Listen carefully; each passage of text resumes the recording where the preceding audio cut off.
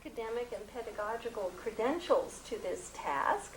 She is also a Stanford product, having done her graduate work here in the Department of Communication after she finished a bachelor's cum laude from UCLA in political science. And I actually wondered if someone at the Daily knew that you'd started out in poli-sci. So, her career totally belies the unfair statement that all of us who are involved in teaching have heard, that those who can do and those who can't teach. Because not only is she a wonderful teacher, she won the H&S Dean's Award for Distinguished Teaching in 1986, but she is also a highly successful doer, being a producer, a director, and an editor with a dozen films to her credit. They have ranged broadly in their topics, from Riding the Tiger, which examines the role of B-52s that engaged in carpet bombing in Vietnam, but were later dismantled under the START II treaty, to another film, Silver Feet, which followed three young dancers as they try to fulfill their dream of entering the world of professional ballet. But her films don't just explore significant and often difficult territory, they are also highly acclaimed, being shown at many, many film festivals here and abroad, receiving ribbons or other kinds of prizes, and demonstrating the power of film to inform us, to move us, to influence us, and above all, to help us to reconsider and to reflect. But great as Chris's dedication and love of film is, and I asked her if it was okay to mention she's a member of the Academy of Motion Picture Arts and Sciences. She's also deeply dedicated to the university and to her students. As I mentioned, she's now chairing her department. She's also been a resident fellow for 7 years, and she chaired the Faculty Senate Committee on Undergraduate Admissions and Financial Aid. She is a woman of passionate commitments who's expressed these powerfully in film, but also in the administration of the university and in its classrooms. And today, she's going to share with us some of the secrets of her teaching. Thank you so much. Thanks, Michelle.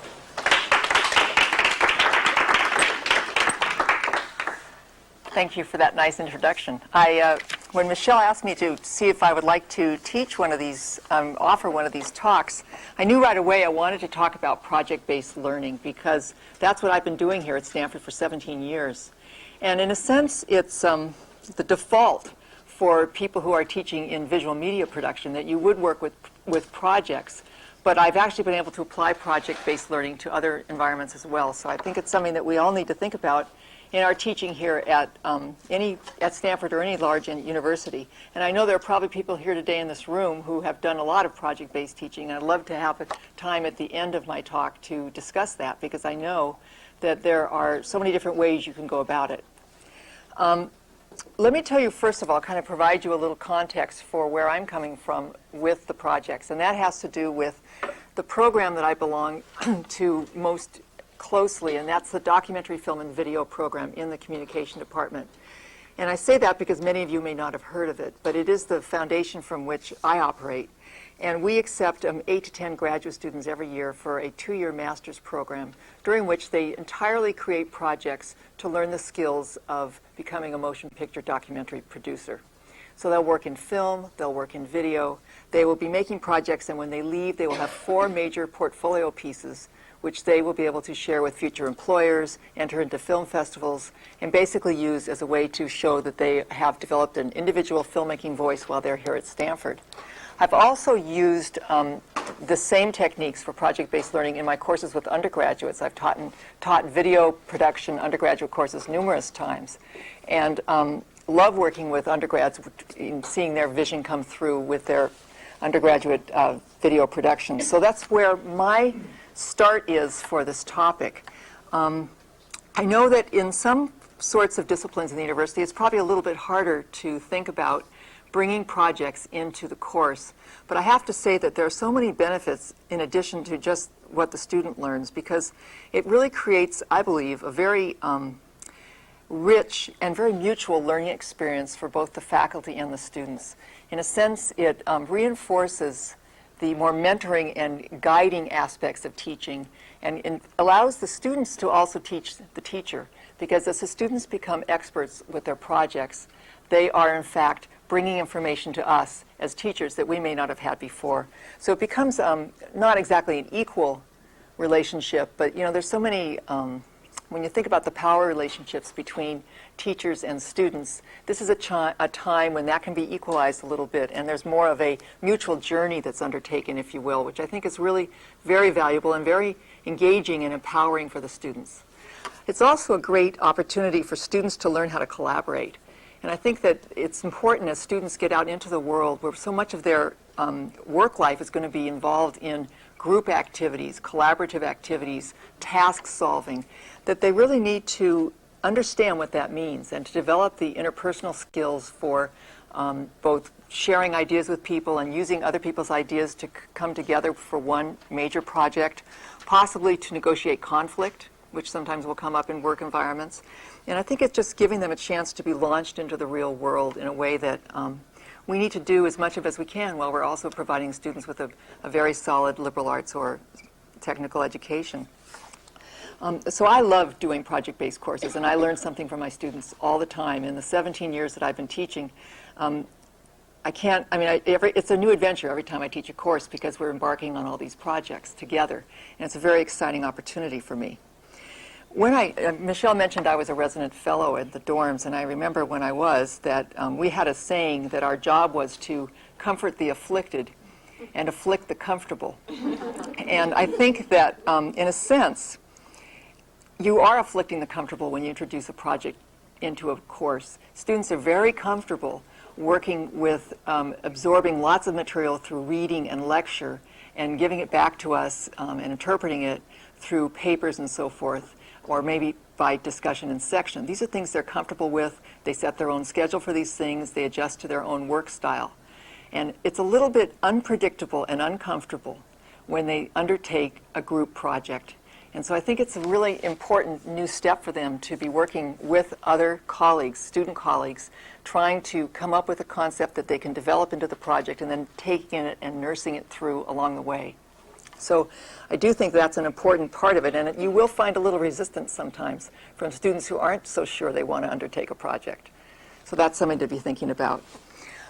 Another reason I like project-based learning is I think it really actively engages students because they are going to be forging connections between the curriculum that's being covered and who they are as a person, what their values are, what their goals are, who they really are, the kinds of choices they make about the projects that they do within the parameters set out by the instructor have a lot to do with who they are as people. So you actually get to know the students in a different kind of a way than you might in other academic settings. And I think that's terribly important. And I think it actually validates who they are and helps them find their own individual voice, even if they're working in a group. You definitely get to see the individual voices that are participating. And I think this helps them as they're developing their skills going out into the world and presenting themselves to people. And lastly, they're developing a lot of new skills. They're developing conceptual skills. In the case of my students, their visualization abilities are being increased. Critical skills, because we do evaluate work along the way, and I want students to learn how to be critical of work. And they're developing confidence in oral presentation and certainly building their interpersonal communication skills. So I have to say I am a fan of project-based learning. And as I was taking the train to and from San Francisco thinking about this topic, I was jotting down notes about things I'd like to talk about, and I kept coming up with words that started with P. And as a consequence, I decided that this course is really about minding the P's and Q's of project-based learning. And I'd actually like to take us through most of those P's and start by sort of talking about the Q, which is that very often designing the projects has a lot to do with asking the students sets of questions and having the students ask each other sets of questions within the group. What about this project is particularly interesting, and what topic could we pursue within this project? What is important to you as a person that you might want to pursue in terms of this project? So questions are very much at the basis. Formulating questions that you then want to answer is very important for people who are working on projects together. In terms of talking about the the remaining 6 Ps, I want to start with parameters, which is basically all the course design considerations, at least the ones that I think about when I'm setting out to do my courses. And so we talk about defining parameters. First thing you have to think about is how many students can you effectively work with if you're going to be doing a project-based course. I have actually not been able to do ambitious projects with classes larger than 18 people. So if you have a larger course, I think you have to think about putting the project into the course section. And I actually think that's a great idea. I think it's a great undertaking for teaching assistants to work with students on projects. I think it's very doable. Most course sections are going to be smaller than 18 students. So I think it's a great place to reside a project for a course. And it may be that that course will have other ways of measuring students' understanding of the curriculum through testing, through papers, and maybe there'll just be one small project, but decided in the section, I think is a great way to have an opportunity for the teaching assistants to practice with project-based learning and also for the students to be successful. So I would say, it's got to be a fairly small group. Secondly, you have to think about what is the contour of the course in terms of when do you introduce the project and how long does the student have to take on what they have to undertake for that particular project to be successful. And honestly, in my view, one very substantial project is enough for a quarter. It's going to have many stages along the way. It's probably going to take a good 8 weeks of the 11-week quarter. And you need a little bit of time to bring people up to speed, to give them exposure to some of the, kind of material they need to know in order to achieve the project. You have to provide a scaffolding upon which they can build their project. That may consist of a combination of lectures and reading and discussion, typically it does, but also a series of small exercises sometimes are very helpful for getting students ready to do projects. In film classes I've taught, for example, with undergraduates, they need to learn the basics of film grammar. One of the most important things they need to know is how to manipulate time and space cinematically, which is a fundamental underpinning of storytelling. So we give a couple of really simple exercises. Our most famous one is you have to make a story about A meets B and goes to C to find D. And it's actually very interesting to give students that assignment. It involves a lot of movement through space, and it involves very much covering a long period of time, but they have to compress that. And so it's a wonderful way for them to build some strength in that area. And they become amazingly creative about who A is and who B is and where they're going and what D is. So it becomes this very exciting creative challenge. If we were to tell the same students, we want you to understand film continuity, we want you to make a tightly constructed, beautifully compressed time and space manipulation, go out and make a 3-minute movie on the topic of your choice, they would be totally paralyzed. And so it's much too overwhelming. And so by giving people a structure, you're really helping them be successful with these little exercises they're undertaking, which are in a sense, I guess I would have to say, mini projects. So I know at the British Film School, they actually send everyone out with the assignment to make a little movie on how to cook an egg. And some wonderful things apparently have ensued from that, which I have not seen, but I can only imagine. So, you've got to make a project be something that will be a real challenge to the teams that are going to be undertaking it during the quarter. But you also have to make it be something that they can actually achieve. So you have to provide the scaffolding. You have to provide the preparation so that you've designed a project parameter that the students can then jump into and succeed with. So we think a lot about that, and when we are designing courses, we have a lot of discussions in my program about our projects and the curriculum and how they intersect between different courses, and my colleague Jan Krawitz and I spend a great deal of time changing projects actually from year to year. Let's try this year, let's do this. And so over the years we've found a few things that have helped us, in particular with our students. And so the scaffolding can change, but it's important that you provide it. I also want to talk about too many projects and the danger of that. And it is possible to have a course in which you would have a series of rather small projects, maybe one every 2 weeks. It's not going to build the same kind of a relationship between the teacher and students in terms of working to develop something and bring it to its fruition. But it can be a good way for students to get a lot of mastery in a lot of different areas. I worked on a course last year that I co-taught with one of my colleagues, Byron Reeves, an incoming gateway course for all entering graduate students in our department. It was called Media Narratives, working with the idea that as technology is converging, old media and new media are coming together. We wanted to expose students to all of the sorts of media study and media making that happen in the communication department. So we decided we would organize a 2-unit course around the fact that story basically unites everything that we do. We called it Media Narratives, and we assigned 5 projects to the students.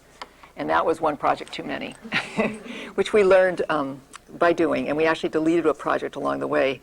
We had students make 3 connected web pages. We had them, and this is all in groups, we had them create a 1-minute digital video edited in the camera, which is harder than it sounds. We had them rewrite and edit down to 1,000 words a long feature journalism story. We had them write a 1 to 2 page description of a research study with no more than 2 variables.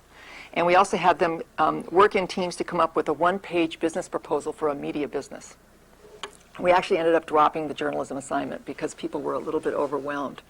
But the idea of a course in which you just jump in and try a few small projects, it can work. But you have to be prepared to nip and tuck along the way. This was the very first time we'd offered Media Narratives. This year, we're going to structure it a little bit differently so we can make sure that we give students adequate time to accomplish all that they need to do. Another important parameter for thinking about a project-based course is the expectations. I tell the students that if we're going to be working on projects together, I expect a pretty high standard. If you're teaching a course in the history of the French Revolution, you do not want them to show up with a guillotine made out of popsicle sticks. You are wanting them to come up with ambitious projects. They are going to be relied upon by other members in their team, and I am relying upon them, and I am giving them a considerable amount of my time outside of class. And so I expect them to come to class. I expect them to let me know when they're not going to be at class, and there will be no incompletes for the class. Only with a doctor's note will I give an incomplete, and I've only had to do it twice in 17 years. The students finish the work. Now, we have a very particular reason for that because we have, of course, fewer resources available the next quarter. The video cameras and editing stations that those students were using are now going to be used by a new set of people, so in a sense, they have to finish. But I think it's really important to help the students understand that they're really embarking on something a little bit different, and that they're going to be treated like professionals, and we expect them then to behave like professionals, and they do. Grading. I try whenever possible, and most of the time I'm successful, in having these project-based video courses at least be pass no credit. And I think it's important. If you've got the students worrying about a grade while they're trying to do a project that may be in an area that's a little bit new to them, the idea of the grade is like this unacknowledged elephant sitting in the room that makes everybody really uncomfortable. And some students are coming into the course with a lot of background that they can bring to bear and actually gives them a chance of making a more polished product, while others are really starting at ground zero and having to build. And so it's not easy to grade those kinds of project results. And so I talk to the students about it, and most of my courses are satisfactory, no credit, and that's worked out very well. If I had no choice but to offer a grade, then I would want to tell the students that I would not put I would want to attach weight to various stages of the process so that it isn't just the end product, but that the collaboration and the ways in which they collaborate is acknowledged and actually weighted with value for grading. But I prefer, if possible, to avoid grades. I think in this kind of a setting, it's better not to have it. It's also very important for students, and I do this very early on in the quarter, to understand the timeline for accomplishing an ambitious project in the quarter, partly because we have these benchmarks that must be met, but also because students don't always work with the most efficient timeline. I mean, often they do procrastinate, and we understand that. And so you can't start on your project the night before it's due. You can't start any part of your project the night before that particular part is due. And so we try to help anticipate that by talking about the timeline and making it very clear that at these particular stages there will be an evaluation of sorts. We call it a critique, and that I'll explain that later. And that it's very important that they are ready at each step of the way. Context. hard for people to imagine what's possible with a project if you don't provide some sort of a context for them, in my view. And so I show students case studies of projects that have gone before them. And there always is that very first time you offer a project, well, create a case study then. If it's in my case, if it was a video project, I would go out and make a tiny video to show the students the kinds of things that are possible given these particular boundaries for this particular project. Context is incredibly important for students, gives them a nice foundation so they won't be overwhelmed, so they can go out and take on a project that's about the right size for them given their background and what they're ready to do.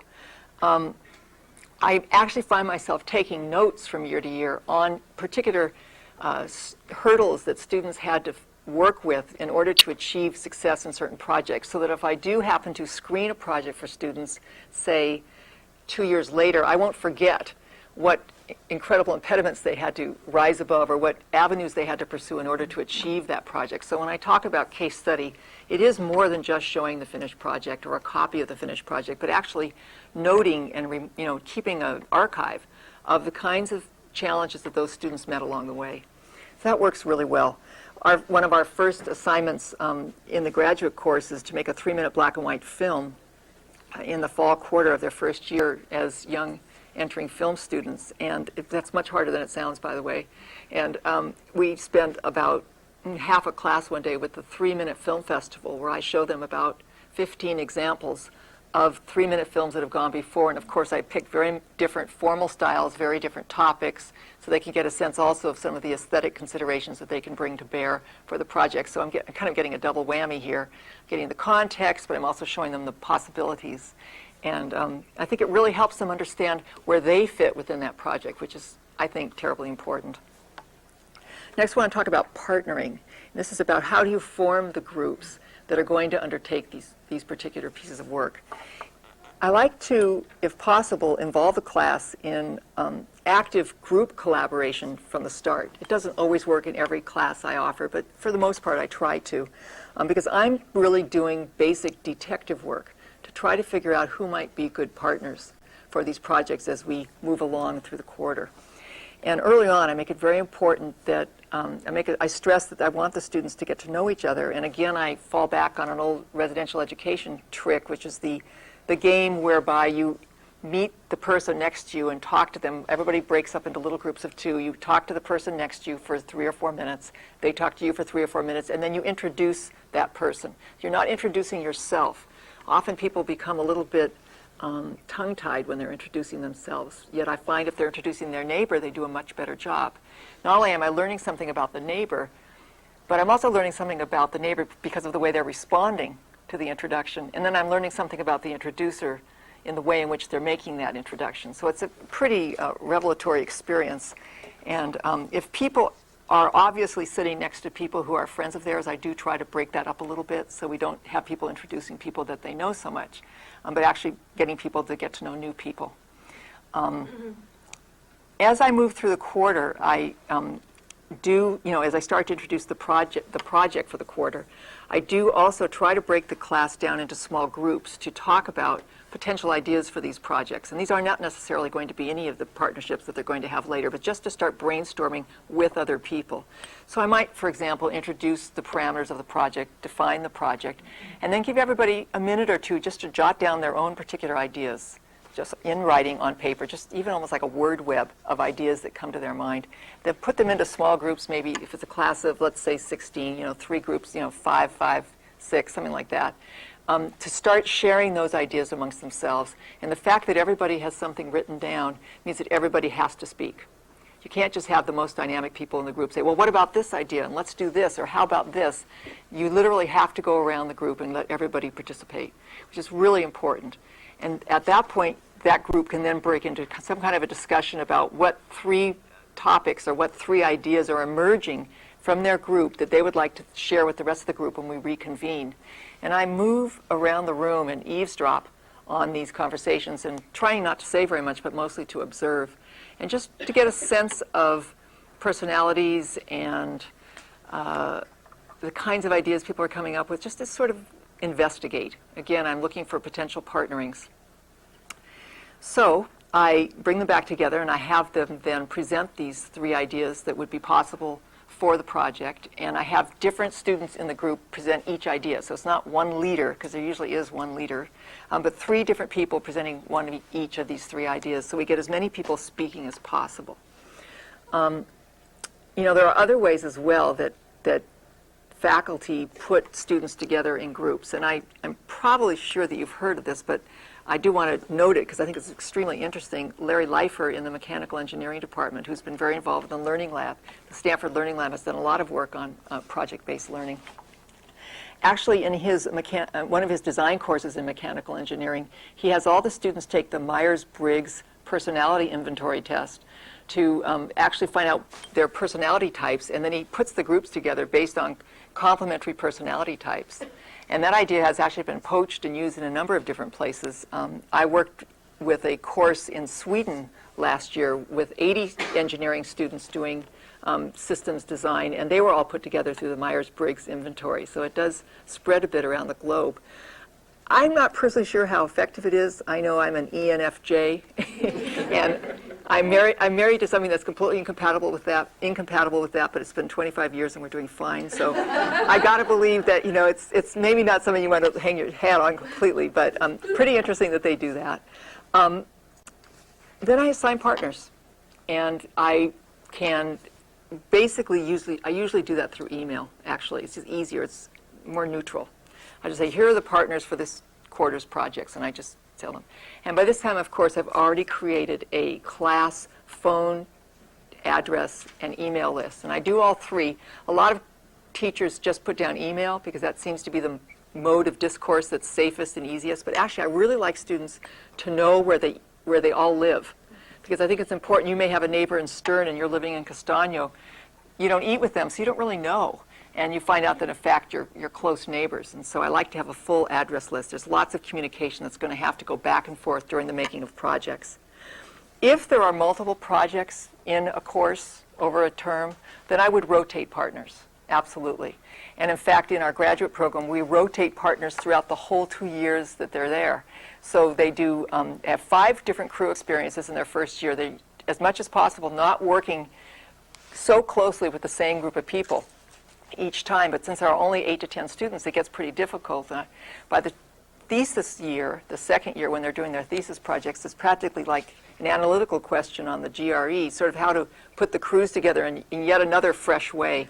But we try, and I think it's really important to give people the opportunity to work with as many different kinds of people as possible, and not work with the likely suspects, but with the unlikely suspects. And often they're pleasantly surprised. So that works out pretty well.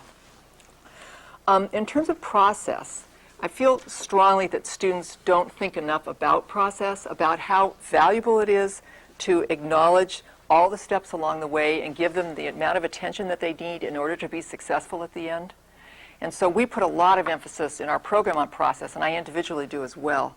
I tell the students that if they have a brilliant outcome but they've been sloppy along the way, that's simply not excellence. Excellence is being mindful of the process as you move through it. Now, that isn't necessarily something that's going to happen unless you're sitting there getting involved with the students all along the way that this process is occurring. So it becomes a little bit of a time management issue, because you do need to spend a considerable amount of time meeting with students outside of class. And so you need to figure out which moments are most crucial for these meetings and how long should they last and how are you going to organize things. I think early in the project, it's very important, particularly if you're working with partners, and that's typically, paired partners is a good way to work, 2 people, to meet separately with each group and talk to them about the ideas they've come up with for the project, helping them shape that project, giving them names of faculty members they might talk to further explore the project.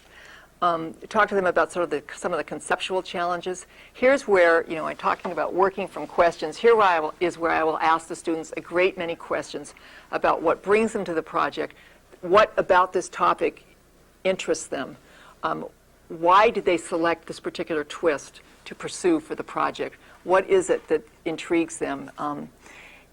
Trying to learn a little bit more about what brings them to this. This is, again, combining the curriculum with the person, having the person bring their own values and interest to the curriculum.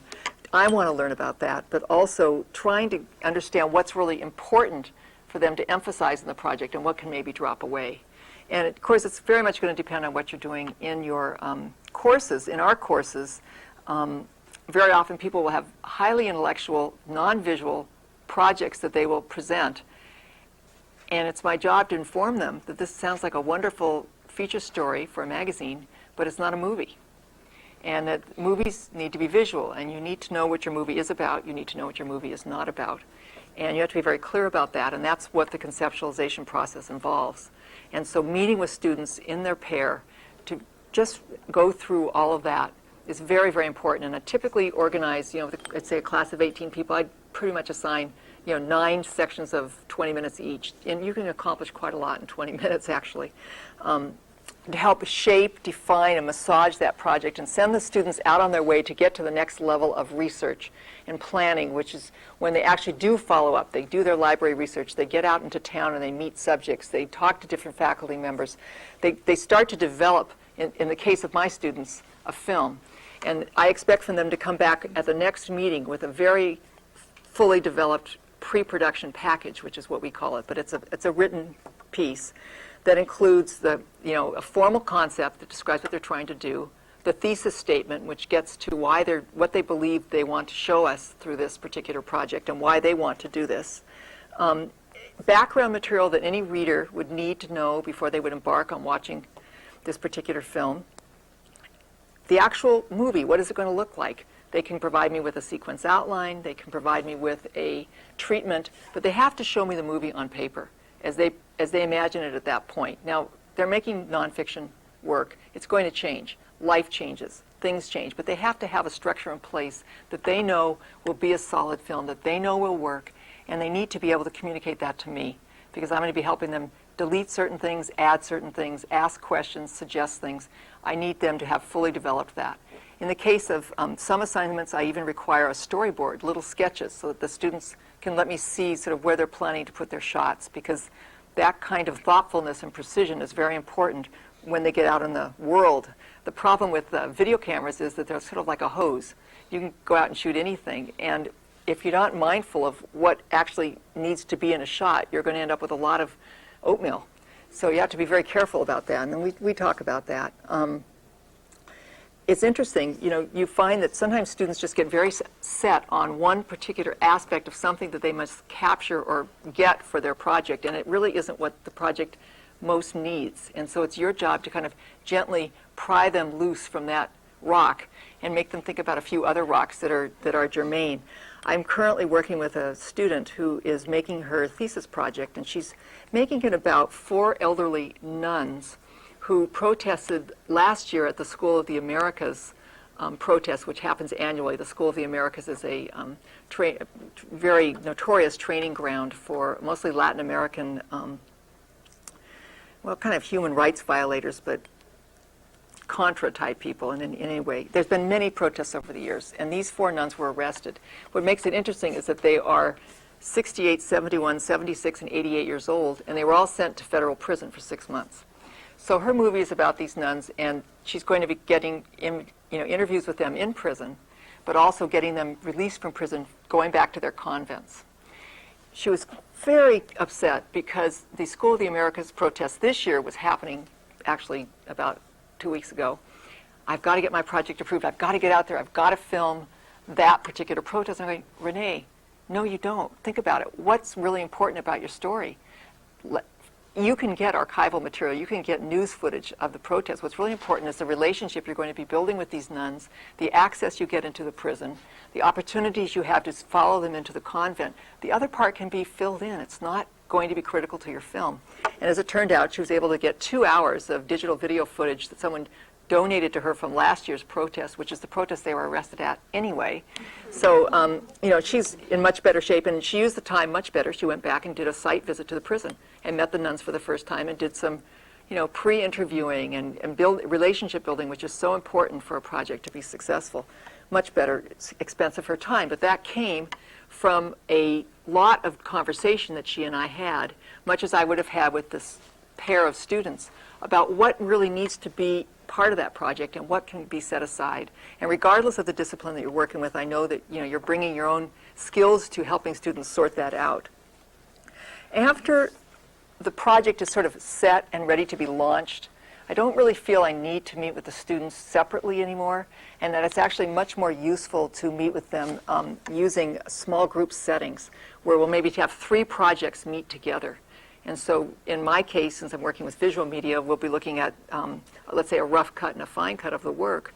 And so 3 projects will be looked at once. So 2 groups watch while I critique one set of material, and then they can offer feedback as well. And then we move all through. So they get to see the mistakes that other people made in addition to their own. And I think that becomes a much more fruitful use of time for everybody involved. So we do it that way. And I think we do that along the way in the process, and it works really very well.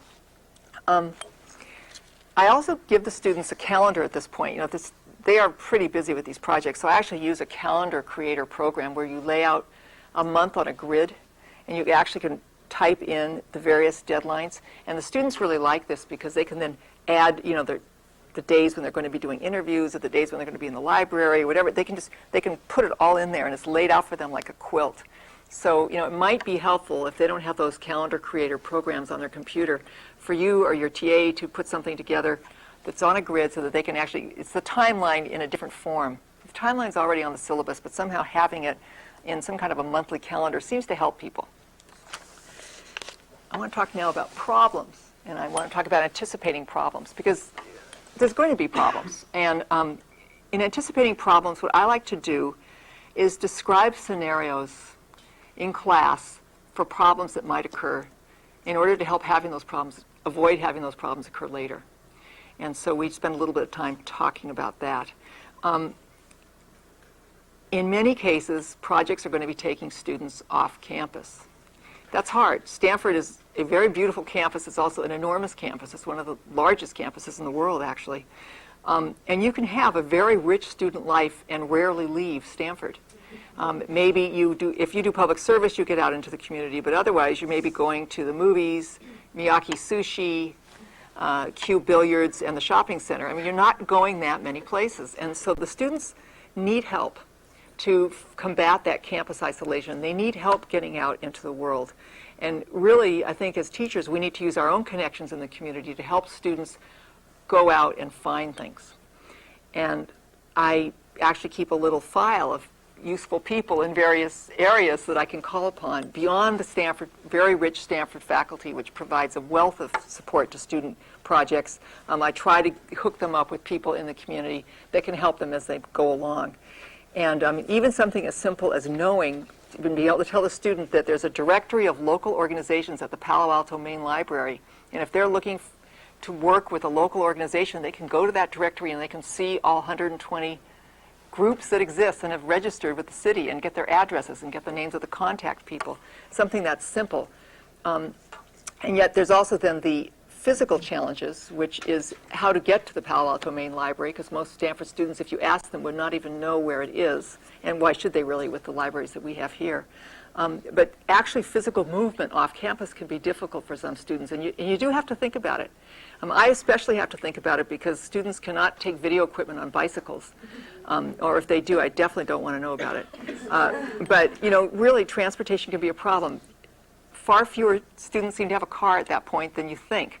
And so they have to rely upon the Marguerite shuttle, they have to rely upon local buses, the trains, and that can kind of make it difficult because these are repeated visits. The project's going to involve them getting off campus again and again. It's not a one-time, let's rent a bus for a field trip sort of an arrangement. This is a very significant step that they're taking, moving off campus to develop their projects. And I would think that in a variety of disciplines, students are going to be getting off campus. So you have to be considering these things. In light of that, I want to talk for a minute about building relationships in communities that are not your own. I think it's really hard for people to go into communities that they're not familiar with. And I know I've actually done a couple of years of my undergraduate video course where we worked with the Haas Public Service Center to partner students with projects that nonprofits and communities wanted to They wanted videos made. Our students wanted to make videos. We brought them together, And there was a great assistance from the service learning coordinator at Haas to help students kind of understand how you are sensitive to going into communities, how you have something to offer, how this community is going to teach you an awful lot, and sort of not just dumping people into communities about which they know absolutely nothing. And so there's a lot of communities out around Palo Alto. I was thinking the other day about one, which is the only trailer park in the city, the Buena Vista Trailer Park down off El Camino. There's a community right there that's a little bit foreign and unknown. It's a little scary just to show up at the front door of the office of the Buena Vista Trailer Park. So you have to help students get ready to do that. And again, this also is an area that you want to help students anticipate so they won't have problems, and that is how to approach people. Access and availability issues. How do you make those contacts? And I do encourage students to let me know who they're contacting, and maybe even I can help them with an email or a letter, suggest a way that they might be able to best approach that person. And just recently, the student who is making the film about the elderly nuns came to me, and we worked very hard on a draft of her letter to the prison warden, trying to get permission to get into the prison. And it took a few drafts to get the wording just right. She then got permission, but now the permission to go back and film is very truncated. He's still thinking about the broadcast news crews that come in and cover, and we're trying to have a position for her where she's a student, but she has to also seem very professional, otherwise he's not going to let her in at all. So there's been a follow-up letter now that has been crafted that we've worked on together so that she's able to get as much time as she can in the prison with the nuns, and not just interviewing them, but actually doing the work they do within the prison. One of them works in the dining room. She'd also like to get them at Mass. So she's pushing, and in order to push, you have to ask in the right way. So we work on that together. I have another student who emailed an expert in the topic area he's pursuing for a project, and the expert wrote back and accused him of plagiarizing his ideas.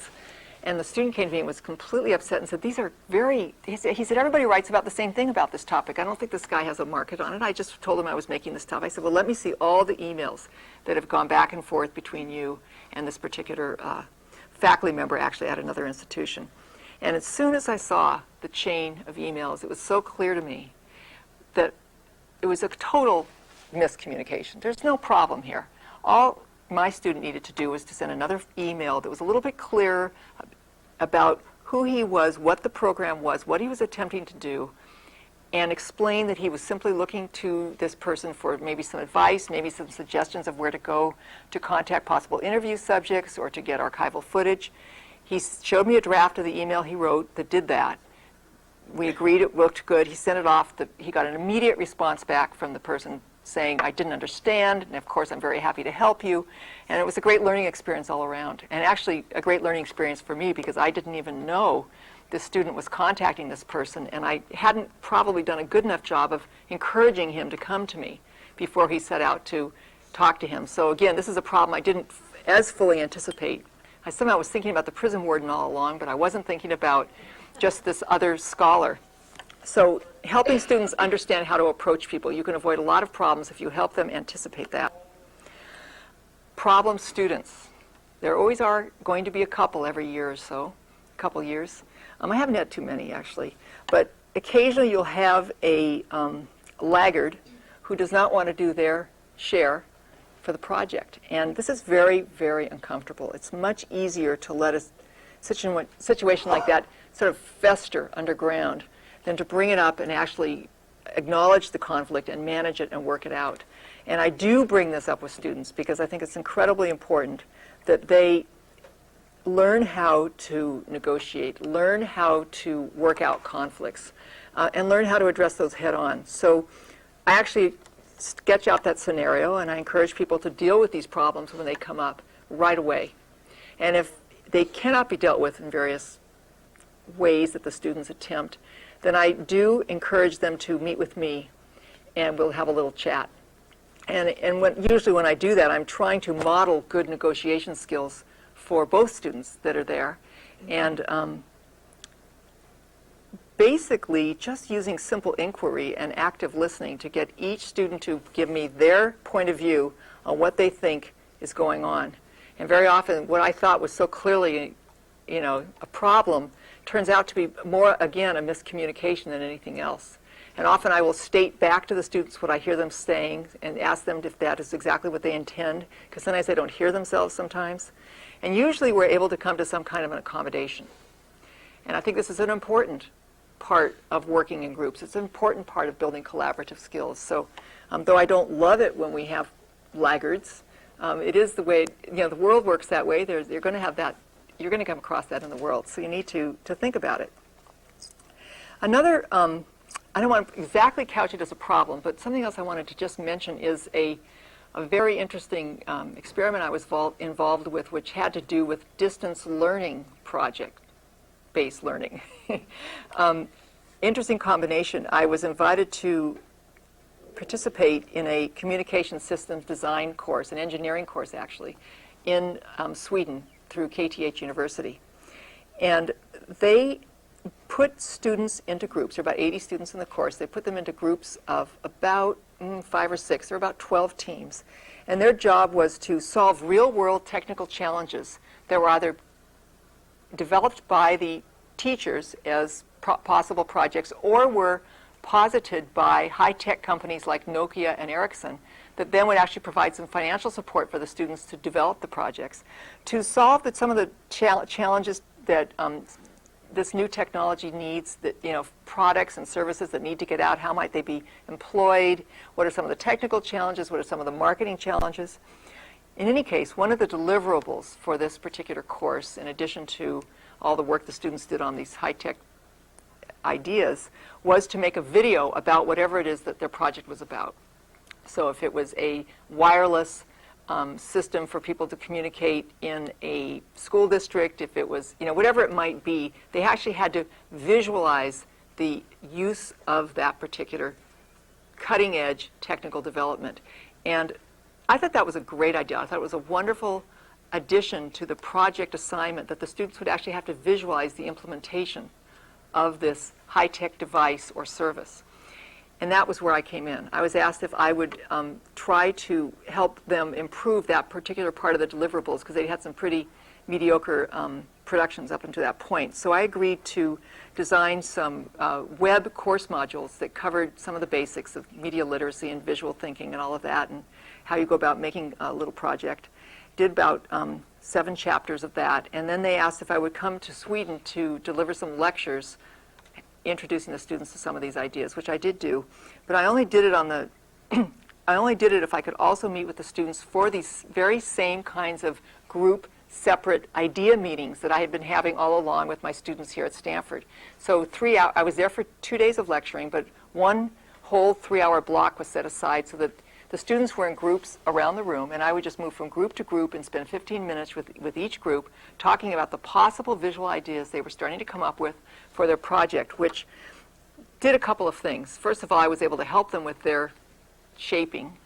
Second of all, they were able to let me know a little bit about them, and I was able to let them know a little bit about me. So we had a little bit of a connection, a very direct connection, because I knew that I was going to be going back to Stanford, and they were going to be sending me little versions on QuickTime video format of their movies, and I was supposed to send them back feedback. And I was quite concerned that if they saw me as this monolith, that they didn't know that would just completely, I'd be singing into a well. And so actually I was surprised it worked quite well. They would send me their cuts, I would send them the feedback, they'd send me a later cut, I would send them my feedback, and the videos turned out to be pretty good. So I think it's possible, even in those sorts of settings, to make these kinds of relationships work, but it has a lot to do with a point of intersection, a point of connection that you have with the students, so that you've evidenced some engagement with their project, you've shown them that you are concerned about it, you've offered your ideas, and then you move on, and if it has to happen through a long separation and through email, it's okay. Progress. Giving students feedback as they move through this process. Very, very important. I think regular feedback and evaluation will both improve the projects and keep the students on track, but also allows you to come up with new ideas that you would never have thought of before about ways to make this project better. Sometimes students will embark on a topic, and I'll tell them everything I know about that topic, suggest all the people they ought to talk to, yet as the project starts to move along, it takes a little turn. And when I next see it, all of a sudden I'm presented with a lot of new opportunities and ideas that I can present to them because they've moved the project in a slightly different direction. That takes regular meetings so that you can give the feedback that they need and give that kind of input. So I've actually really enjoyed meeting with students along the way. In our program, we do something called critique-based feedback, which you certainly see in all art programs, where students put their work up and it's critiqued, sometimes brutally, by faculty and students alike. I am not brutal, but I'm honest. The critique is very important for the students. Not only does they get very good feedback, but they learn that you can actually put work out there and that the actual evaluation of that work is not really personal. You know, when students are writing papers, they receive the paper back probably at the beginning of the following quarter because they're long gone for vacation while the faculty member is writing all their notes. They get the paper back and there are many notes on it. And it's good feedback, but it's about the paper. It's on the paper, it's written down, it's not face-to-face. And so they're able to make that separation between who they are as a person and this particular product that they've created, which is their term paper. In the case of actual benchmark evaluations along the way in a project, that critique can feel very personal. The person is sitting in the room. You've got the faculty member in there as well as other peers. And it's very important to not be the total salt in the pudding, but to actually be able to give very constructive feedback to the students. And it is critical, but I'm pretty careful, and I wasn't so much so when I first started, but I'm mindful now that you have to usually almost sandwich some of your feedback. So you say something positive about the project, then you hit them with your critique, and then you end on a positive note. And they hang on to those positive bits. They're very important. It helps them hear the rest. And I find that very important. But what I like about the critiques is that students are going to go out into the world and they're going to be presenting ideas that are going to be shot down in work situations. And they need to learn that, in fact, it's not personal, that it's about the idea, it's not about them. This is a good practice for them. And it also is useful for them because they're also learning themselves to develop their own critical skills. So very often when we're looking, for example, at a student's project, before I even speak, I will turn to one of the students in the room and say, well, what do you think? And this is very useful for a number of reasons. First of all, it means they've got to pay attention because they don't know when I'm going to call on them. Secondly, they're actually being critical. They're watching the work and they're saying, oh, that really doesn't work there. And they're able to actually give that feedback, and usually they make great comments, wonderful, wonderful comments. So it's a very useful endeavor, and I think that over the year with my graduate students in the film program, I absolutely see them develop their critiquing skills, and they become much better at understanding how movies are put together because they're watching this critique process over and over again, and that repetition is extremely valuable. So I like that very much. Lastly, presentation. The actual formal acknowledgement of the students' efforts at the end, some way of presenting the project to the class as a whole, either through, in our case, it's a little film festival in a screening room, which is kind of nice. But you need to validate the amount of hard work that went into these pretty major projects that are the summation of sort of the students' work for the term. And so we typically do this in the last day or 2 days of the class, usually in one day, and sometimes we may have to add an hour to the class meeting, but it's really nice if it happens all in one day. And really let the student present the work. If they're going to present it, they usually have to make some sort of a slight, quick oral presentation beforehand, which again is helping them improve their oral skills. If they want to provide a short outline of how they plan to prevent that, I can work with them on their oral presentation. They then present the work. This is not a time to, at this point, I feel, give any kind of critical feedback. I don't think it helps at the end, when the work is finished, to say, gee, that was okay, but it could have been better.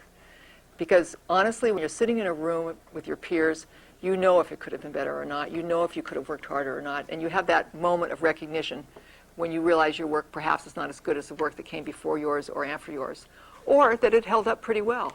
But I do tell the students, you've got to accept that this particular piece of work captures where you were at on November 29th, 2001, and then you're going to move on, and the next project's going to look a little different because you've picked up all these new skills, and you've learned how to do these things. So, I mean, I know it's very hard for students. They tend to be hard on themselves. I know it always makes me think of that quote by Milan Kundera, the goal of every author is to write a book smarter than he or she is. And you know, I know at the end you sometimes get a little bit concerned that you haven't quite managed to pull it off, but I really think the presentation moment is extremely important, and it would be a shame not to have it. And then the quarter's over and you don't have any term papers to grade. So you've put a huge amount of energy into the front end of the learning. You've built these relationships with your students. You've helped broker collaboration and helped the students learn to collaborate. And they will come back to you and talk to you about how much this helped them. I've had lots of students return over the years and stay in touch and talk about how these projects help them find their voice in a new way or help them function well in a professional work environment. And I have to say that for me, I learned something with each student project, and so it keeps my work fresh. It keeps me very excited about what I do. And that is all I really want to share with you today about project-based learning, with the exception of one thing, which is that I was taught through project-based learning. And when I came to Stanford for graduate school, and I want to acknowledge my mentor and emeritus colleague, Ron Alexander, who is here today, who taught me more about teaching and filmmaking than anything. So thank you.